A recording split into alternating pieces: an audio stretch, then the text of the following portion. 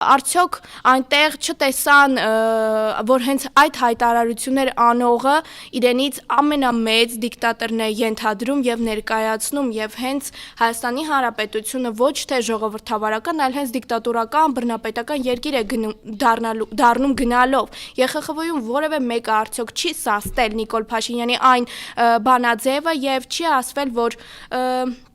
չի կարելի անկախ եկեղեցու մասին խոսել եւ արտահայտվել նման լեքսիկոնով, նման բառապաշարով, ինչ է նշանակում օրինակ ասել, թե եկեղեցու պետ հասկացողություն, որը հնչեցրել է Նիկոլ Փաշինյանը այդ ամբիոնից, կամ ինչ է նշանակում առհասարակ խառնվել անկախ եկեղեցու գործունեությանը եւ եկեղեցու հարցերին։ Եվ միթե այս ամենի մասին ԵԽԽՎ-ում որևէ մեկը, որևիցե մի բան չի ասել Նիկոլ Փաշինյանին։ Եվ հետո էլ այսպես խոսում են նրա մասին, որ մենք գնում ենք Եվրոպա, Հայաստանը